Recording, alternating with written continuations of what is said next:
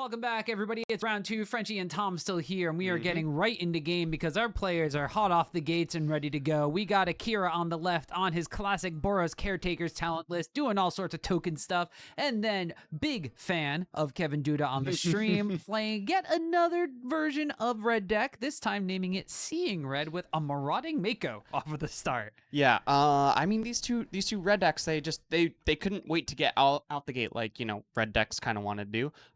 Of course, we see starting off with a Mako, tapped Spikefield Hazard, kind of a typical Kevin Duda list is always going to have one or two of those built in.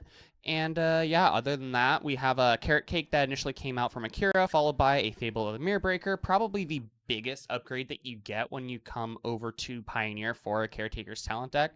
So that card just makes tokens on tokens on tokens on tokens. Like, basically the only turn it's not making a token is like the turn after your Goblin Shaman dies. Yeah, and I'm fairly certain that it is one of, if not the only red card in Akira's main deck, as he winds up passing the turn on over. Kevin Duda winds up throwing down a Smuggler's Copter, having some decent synergy with that Marauding Mako, which can crit at its 1 toughness, but missing land number 3, as Akira is going to get to do the looty thing with the Fable the Mirror Breaker, puts down a Fountain Port, and is looking pretty healthy at 4 mana himself. Yeah, especially when, we are going to tap the mana first, but I think I did see, just get the namesake out of the way.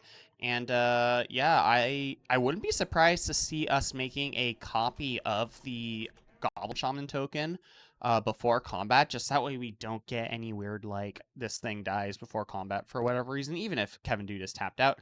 Just making sure that we are able to get a second copy, and yeah, now we're going to be making a lot of tokens, whether they are treasure or otherwise. Anything, yeah. Namesake card of the deck here. Whenever 1 or more tokens enter, draw a card, and it resolves only once each turn. And like you said, leveling it up to class level number 2, you get to create a token that's a copy of a different token, and then eventually becoming an Anthem effect, which is Akira's main way to win the game. The rest of Akira's deck's going to be a little bit more of a control-y kind of shell, and since the board state looks like this, it's probably not the best for Duda, who is just going to Fiery Temper away one of those Goblin Shaman, but unfortunately is still missing out on some of the lands here. Looks like it was a crew attack trigger Fiery Impulse. Yes, and we did find a Sokenzin, thankfully, to be able to at least get another land drop, even though the channel ability is honestly really nice in a Discard Matters deck. But we do see now the Bunny and the Goblin Shaman are getting feisty on Akira's side, coming in for an additional 3, making a treasure, drawing a card, and passing the turn. I think that, to me, that smells like a Wandering Emperor. Yeah, I think we saw an Emperor in Akira's hand already. I also Actually, need to up the life total a little bit. Yeah, possibly might be coming down now. Who knows? No, just passing it back. Looks like we are going to be doing the Emperor at instant speed on my opponent's turn. Yeah, the rare sorcery speed Wandering Emperor is definitely a sight to behold. I mean, I've cast it many a time against a control deck that I forced to tap out. All right, now we're going to see if Akira decides to do any sort of shenanigans here with the Wandering Emperor on the crew, but looks like it's maybe just going to let Kevin Duda get this loot effect here from the Smuggler's Copter. But now Wandering Emperor could come down, exile any number of these kinds of things here, potentially the thing that Akira's creatures can't quite reach just yet. But yet another Fiery Temper winds up hitting the battlefield here, and that's going to wind up going after that Reflection of Kiki-Jiki. Yeah, honestly, get rid of the Reflection. If you let your opponent untap with it just does a bit too much. I'm assuming here the Emperor is going to come down and exile the Copter before damage. Yeah, looks like it. Yeah, because the Mako as right now, it's I believe it might have missed a counter, but what would be a 3/3 is not nearly as dangerous given that it's on the ground. And yeah, the Emperor is just gonna start buffing up all your friends and giving first strike, and now we got a couple of Bomat couriers. Yeah, this is a Kevin Duda deck. Yeah, classic. Bomat Courier, interestingly enough, though, does have some decent synergy with that Marauding Mako because it has the activated ability to discard your hand. Yeah, which I do not think is the worst thing in the world once you get a few things under the Bomat Courier. Until then, you kind of just discard your hand for nothing. Seems kind of weird unless, unless you got a handful of madness spells, in which case go for it and cast all of them for super cheap. Yeah, we've gotten 2 so far from Kevin Duda, who's got those double fiery tempers in graveyard, but double Caretaker's talent from Akira's side is going to be problematic, as that's going to keep these Goblin Shaman multiplying. The Wandering Emperor is going to plus up and make them a growing, and we're going to keep on a swinging here, as there's only 1/1s on the side of Kevin Duda. Yes, it's a pretty easy decision to just go ahead and get some additional damage across here. We have a few blockers in the back as well. And, okay, looks like we got another 4 mana being used here, possibly to... Oh, Impending Overlord. Yeah, that is a Caretaker's deck. Yeah, that's pretty much what the deck wants to do in a nutshell, is basically get every single kind of token generator out there, all the different kinds of tokens on the battlefield. Most importantly, now you got some flyers in case there's another Smuggler's Copter that comes out from Duda's side. Yeah, or, just... you just have some flyers because flyers are evasive and can get over your opponent's stuff. And yeah, I don't believe there's that much flying in Kevin's list usually. So it seems like these are going to be some pretty significant attackers, given that Kevin's already at 12. Like, clock's getting pretty quick. And, Monument to Endurance. This was definitely a card I would expect to see out of Kevin Duda's deck, given that, we want to be discarding a lot of cards, doing some madness things, and oh boy, does this one do a lot of things. Yeah, we saw this in Standard from Brandon Chen with the Monastery Mentor, Unearthed sort of synergies with Helping Hand and stuff, doing a whole lot of work. And here for Kevin Duda, if he's able to get his discard synergies online, I could see this being pretty powerful. But unfortunately for him, Akira does look like he's going to really give him a chance to breathe. Just going straight to combat, swinging on in. There's 4 in the air, there's 5 on the ground, potentially more if the Samurai is also attacking, since that does have vigilance. Yeah, might have came in this turn, because I think we went from 2 to 1 on that's right, yeah. On the Emperor. But yeah, at least the Mako's getting a reasonable size and is going to trade with this Gobbo. Oh, are we going to be doing the Bomat Courier thing to grow the Marauding Mako? Ooh, I like this a lot. And we're going to get all 3 of our Monument to Endurance triggers. So we're going to get a treasure, we're going to draw a card, and we're going to force our opponent to lose 3 life. Yeah, all right. So Akira's going to be the one that starts off taking some damage in this combat step, which is usually not how attacking works. But here, Marauding Mako is actually going to see... That's interesting. Shouldn't Mako only be getting 1 of those counters? No, it gets 1 for each discard. It's kind of insane, right? Yeah, whenever you discard 1 or more cards. But that many. Mako pretty good, but unfortunately it's not going to be enough, as we're just going to have Yorion blink the entire battlefield, and Kevin Duda has nothing to say about that one. So even though he had a little bit of a flashy kind of exit to that game, it is Akira picking up game number 1 with the Caretaker's talent token army. Yeah, and for once, the Caretaker's deck was the beatdown deck. Not something you see every day. No, not at all. No, definitely put the clock on this this kind of mid-rangey red deck with heavy discard synergies, and yeah, I mean, it took a little bit. Like, both of these decks are the kind of deck that seem to want to get some sort of engine going, and it looked like Akira just had his engine online much quicker than Duda did. Duda was kind of stumbling a bit with lands, and the copter got blown up and all this other stuff.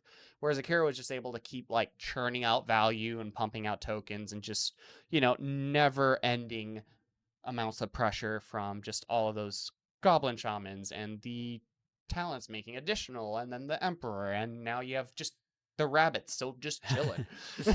Yeah, so as far as Kevin Duda's side of things is going to go, last time I checked, Red does not have a lot of things to deal with enchantment. So what is Duda's game plan potentially going to look like? Are you trying to go under the deck? Are you maybe trying to go big and just hoping that your things are larger? I feel like you just have to have your engine online quicker, because Caretaker's talent decks are notorious for being pretty slow.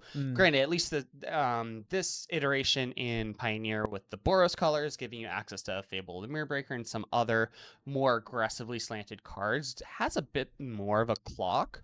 But even so, the just mono red deck should be the one on the beatdown plan. And really, we just want to be getting a discard outlet and the Monument to Endurance in play really quick, because Those 3 damage per turn add up really fast on top of whatever pressure you're putting on.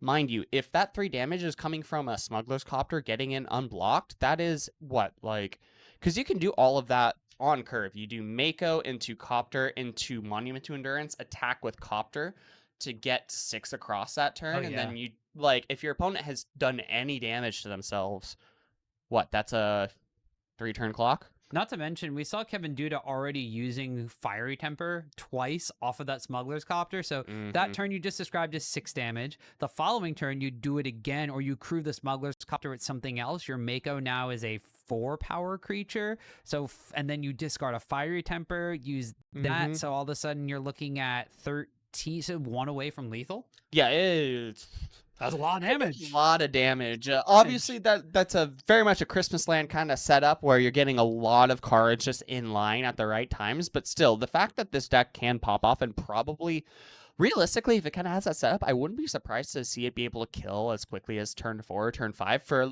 more of a mid-rangey deck is honestly pretty impressive. Oh, yeah.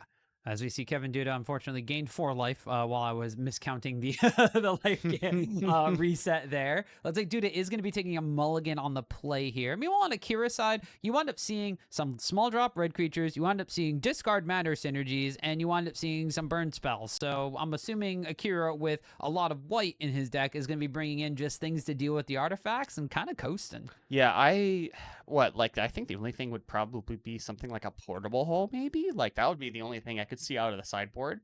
Everything else, like, I mean, you're already a deck that's kind of, like, built to beat these kind of, like, somewhat grindier decks, while still also having a lot of game against aggro. Yeah, Caretaker's talent decks tend to be really, really good against lists that are trying to be quicker when it can just play the control, and that's where it really shines.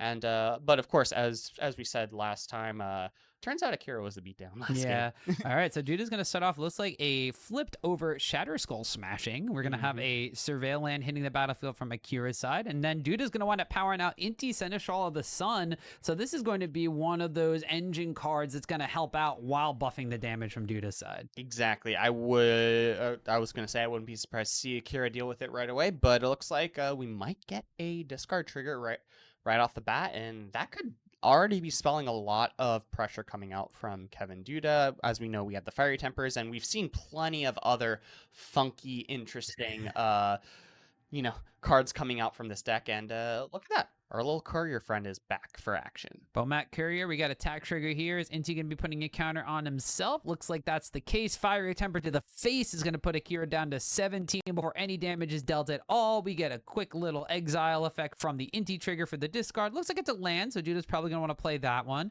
We should have a Bomat Courier card there as well. Duda just going very quickly through everything. And before damage is dealt, Akira is going to look like he's dealing with this Inti here, pitching away and enduring innocence from that March of Enduring Light. Yeah, that honestly that makes sense. It's unfortunate that we are going to be 2-for-1ing ourselves against a card that basically drew us a card. Yeah. It drew us a card and also let us cast a spell for cheaper. Yeah, not too shabby. We should have 1 extra damage on Akira's side there, as that Bomat Courier did connect, even though Inti did not. Den of the Bugbear on Duda's side is there as well. We don't quite have the mana to activate that one yet, but there's still a decent amount of potential from Duda's hand. But meanwhile, Akira, with the 1 March of Otherworldly Light, just buys Yorion, ship the turn back on over, and is, I guess, just sitting on a bunch of stuff. Duda can't deal 16 damage out of nowhere, I don't think, but this Roiling Vortex may be able to start stacking things up. Yeah, so while Roiling Vortex, I don't think we are using it for the second mode of deal 5 when someone casts a free spell. Pioneer's not really known for free spells. The first and third modes are very impactful here. The 1 damage every turn is going to add up. And then also just, the prevention of life gain against a deck that has tons of ways to just have food and random life linkers and stuff like that. Just making sure that we're going to be able to put a clock on our opponent and they can't dig themselves out of it is going to be really helpful with this card, and frankly, it creates inevitability as well. Yeah, meanwhile, Kira just impending that Overlord of the Mistmoors and passing the turn back. There was also a Marauding Mako that was thrown down on the battlefield on Kevin Duda's side, but now there's some 2-1 blockers. Yeah, your Mako's got some menace on him, but it's not necessarily going to be the best if you get a double block going here. Duda definitely needs some sort of discard outlet or backup plan to be going before any damage gets through, but nope. Caution to the wind. We may wind up seeing this Bomat Courier be sacrificed for the greater good again. I don't even think it's going to be sacrificed for the greater good. We're going to have 2 cards in hand, so it means this Mako is going to be able to